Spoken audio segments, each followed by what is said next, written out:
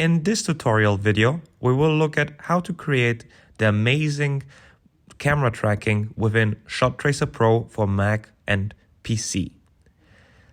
As you can see, the camera is moving, shaking, zooming, panning, but the tracer line always stays in place. This is achieved by using the new camera tracking feature within Shot Tracer Pro.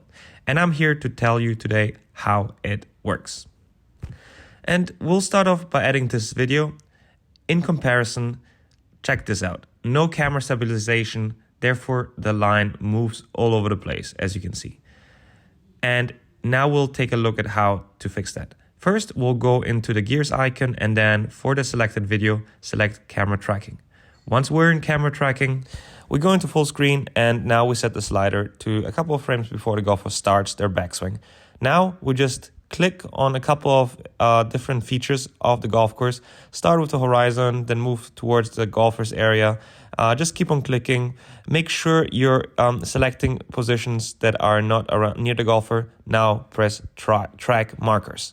Once the markers are tracked, done appears, and you'll be able to use the slider to also verify that the markers are in place and not moving in the wrong directions, because at that point you would have to delete them. So I'm gonna put a couple more markers here because I've zoomed in, so I've lost a lot of other markers. Now I again press track markers. That will track the markers and allow me to move the slider further on. And I can check those markers by moving the slider up and down. Just make sure you have at least 5 markers that are always visible in view. Here we want to add some more. Now we do track markers again. Once they are tracked, I can use the slider again, and I keep on sliding to verify that my markers are in fact within view. And if I don't see them, and I will add some more markers. For example, I'm zooming in and I'm zooming in even more. I will probably need to add a couple more markers because there are just not enough markers in that area there.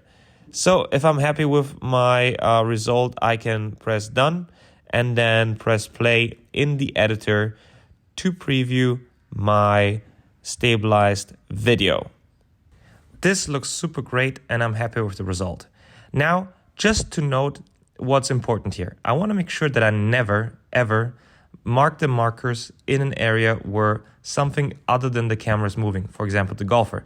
I don't want to set any markers around the golfer. For example, if I set the markers near the golfer and the golfer moves towards the marker, it will basically move the original spot of the marker. And instead of tracking the environment, the marker will start now tracking, as you can see, the golfer instead. So you want to make sure that you keep the markers always away from the moving golf club and also the golfer. Now, to delete any markers that you don't want, you press Shift and then drag a line, basically an area, and you auto-select different markers. Now press Delete on your keyboard and then track again in order to verify that the markers have been deleted. And now we're done.